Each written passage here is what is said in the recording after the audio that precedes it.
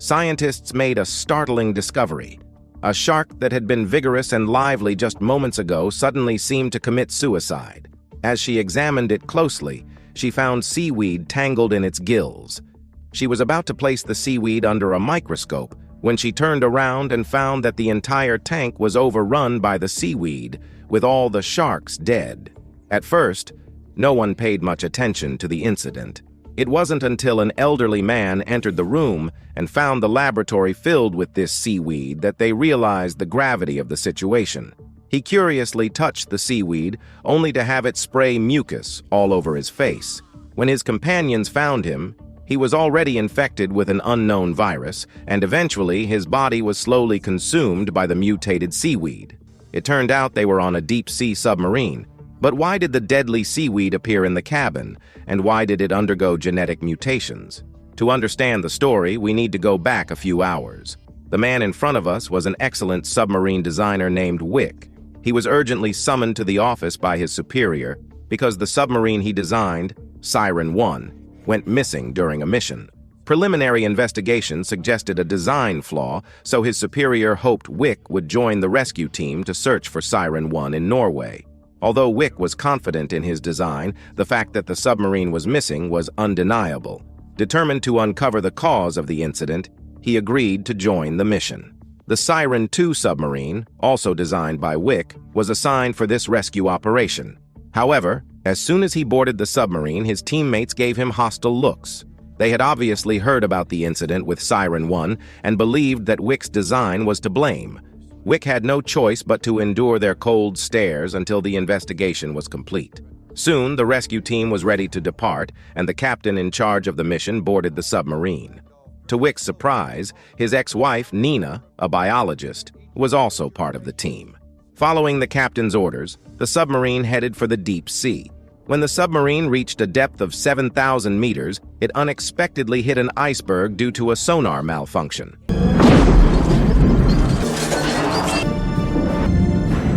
Although the collision didn't damage the submarine, it was an entirely preventable accident. Naturally, everyone blamed Wick, the submarine designer, for the sonar system's failure. Upon close inspection, Wick discovered that significant modifications had been made to his design. The red sections highlighted all the changes. No wonder such a basic error occurred. When Wick confronted the captain with these findings, he was accused of making excuses to shirk responsibility. Consequently, the captain relieved Wick of his duties in the control room and sent him to the engine room to cool down, handing over all responsibilities to the communications officer, Robin. Not long after, the submarine received a signal. Robin analyzed it using the computer and confirmed that it was coming from the black box of Siren 1, located directly below the submarine in a trench. The captain was thrilled, hoping to finally uncover the mystery of Siren 1's disappearance. He immediately ordered the pilot to begin the descent. At a depth of 8,500 meters, they encountered a surprising sight. The trench was filled with giant seaweed. At such depths, photosynthesis is impossible, making the presence of such large plants highly unusual. To investigate further, Nina requested a sample of the seaweed for research. Meanwhile, the sonar detected a nearby metallic object, likely wreckage from Siren 1.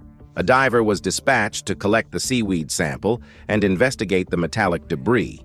The diver was astonished to find the water warm at such depths. He quickly cut a section of the seaweed and sent the sample back to the submarine. He then proceeded to search for the metallic debris, which, as they suspected, was indeed from Siren 1. However, while taking photographs, the diver was attacked by a mysterious creature hidden among the seaweed. Without knowing the specifics, the captain hesitated to send another rescue team. As blood filled the water, the diver went silent, and the submarine's instruments detected his life signs fading. Believing it to be a malfunction in the diving equipment, they failed to grasp the grave danger lurking in the area. Following the captain's orders, the submarine continued toward the black box's signal source. Soon, another crisis emerged. The sonar indicated an unidentified creature approaching the submarine. Infrared sensors revealed that this entity was larger than the submarine itself. The captain ordered evasive maneuvers, but the creature moved too swiftly, grabbing the submarine in an instant. Panic ensued in the cabin as the pressure doubled. Attempts to break free from the creature's grasp were futile. Even worse, the giant creature was dragging the submarine deeper into the trench. Using the external cameras, the crew saw the monster in full detail. In this life-or-death moment, Wick devised a plan, reversing the polarity of the radar shield to deliver an electric shock to the monster. This could potentially overload the cooling system, causing an explosion. With no time to lose, Robin quickly executed the plan. The high-voltage shock worked, and the creature released its hold on the submarine. Just as they were regaining control of the submarine, the crew discovered that the power system had failed due to the monster's attack.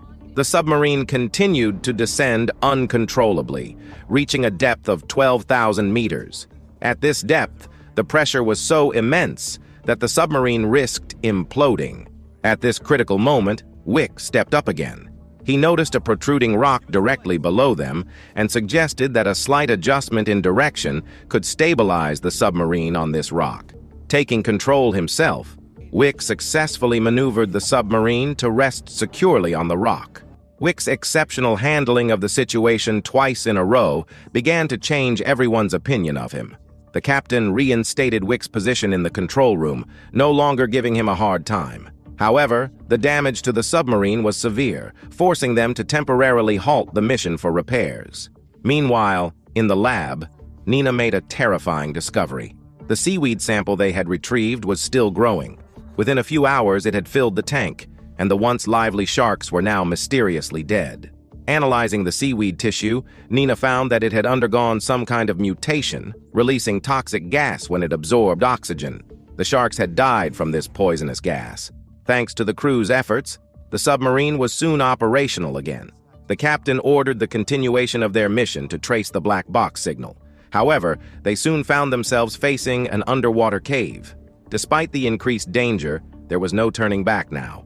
Unbeknownst to them, the cave led to an underwater cavern. To their surprise, the signal source was not the black box, but a distress signal almost identical to that of a black box coming from inside the cavern. Wick also discovered human footprints in the cave, indicating that the crew of Siren 1 had been there. Determined to uncover the truth, a group of crew members donned protective suits and took a raft toward the distress signal. After landing, the team began their journey on foot into the cavern. They soon reached a fork in the path and decided to split up to cover more ground. Wick's group found clothes and shoes scattered on the ground, suggesting a violent disturbance. They also discovered plastic barrels used for storing chemicals. Meanwhile, the other group noticed something unusual. The last crew member in the line heard strange noises. As they ventured further, an unidentified creature peeked out from a crevice in the rock. The crew member who heard the noises checked the small hole in the rock wall and was suddenly attacked by the creature within. Hearing his screams, the others rushed back to find him and attempted to carry the injured crew member back to the submarine. As the team tried to carry their injured crewmate back, they realized the walls were crawling with these creatures. A female crew member stayed behind to provide cover, firing her gun with deadly accuracy, taking down one monster after another. However, the injured teammate's condition deteriorated rapidly. He began convulsing, showing signs of infection. To prevent him from mutating, the female crew member had no choice but to leave him behind and continue fleeing with the others. On their way to the exit, they faced another attack from different creatures. The female crew member reacted swiftly, shooting a snake-like monster dead, but another crewmate wasn't as fortunate. He was bitten in the leg by a piranha-like creature and died instantly from the severe injury. Hearing the cries for help, Wick and his group arrived just in time to find the bodies of their fallen teammates, but the female crew member was missing. Under the captain's instructions, the trio located the signal source. It was coming from a computer, with the sender already reduced to a skeleton. Wick turned off the distress signal and discovered 2 tapes nearby, potentially containing crucial information. They grabbed the tapes and headed back, unaware that the submarine was facing its own crisis. The submarine's air heat exchanger malfunctioned. The technician, following the captain's orders, went to the engine room for repairs, only to find it overrun with seaweed. The malfunction was caused by this seaweed, but the technician, unaware of its danger, touched it directly. The seaweed, seemingly alive, sprayed him with a sticky mucus. By the time the captain and Nina arrived, the technician was already consumed by the mutated seaweed. Nina's investigation revealed that the seaweed had contaminated the water supply. To prevent further spread, they needed to shut down all pipes. Meanwhile, the cook complained of stomach pains, admitting he had drunk water from the pipes. Realizing the cook was infected and doomed, the captain quarantined him in his quarters. Wick and his team returned with the tapes. However, as they climbed back onto the submarine, one crew member fell into the water, immediately seized by a waiting monster. Only Wick and another crew member managed to return safely. They quickly reviewed the tape's contents, which featured a military scientist discussing a secret biological experiment. Though much of the video was damaged, the scientist mentioned a crucial term: DNA accelerator. Nina explained that a DNA accelerator is a machine that can speed up biological evolution, breaking down and recombining DNA from different species. While previously theoretical, the situation in the cave showed it was a reality. Their experiments had affected the surrounding sea, causing mutations in marine life and leading to the attack on Siren 1. With the truth revealed, the captain decided to re-enter the cave to destroy the DNA accelerator. If left intact, the mutated creatures would continue to multiply and eventually spread to the ocean surface, posing an even greater threat. The captain personally led the mission this time, leaving Robin alone on the submarine to guide them. The team soon reached a massive cavern containing a strange machine and several large insect-like eggs, each housing an ugly humanoid creature. Unbeknownst to them, the mother of these creatures lurked above them. Suddenly, the machine made a noise, and the team discovered the missing female crew member trapped inside. This was the DNA accelerator. Just then, a giant mutated starfish on the ceiling awoke. One crew member was instantly snatched by its tentacles. The others fired their weapons, but the bullets had no effect. Seeing fuel barrels nearby, they decided to blow them up. The explosion not only destroyed the monster, but also the DNA accelerator. With the cavern collapsing, the remaining 3 members hurried to the exit. As they reached their raft, they saw Robin closing the submarine's hatch, intending to abandon them. Realizing Robin had a different agenda, they remembered that the hatch could be opened from outside. Just as the submarine started to dive, Wick and the captain managed to get in. In the control room, they found Robin holding Nina hostage. They couldn't make any sudden moves. Robin revealed his true mission. As a military plant, he was there to destroy the DNA accelerator and eliminate anyone who knew about the biological experiments. After his confession, he forced them into the contaminated engine room, intending for them to die there. Robin then tried to leave with the submarine, forgetting that Wick, the designer, knew its systems best. Wick disabled the submarine, revealing a crucial chip he had removed. Threatening to turn the submarine into a useless heap unless Robin opened the door, Wick forced Robin's hand.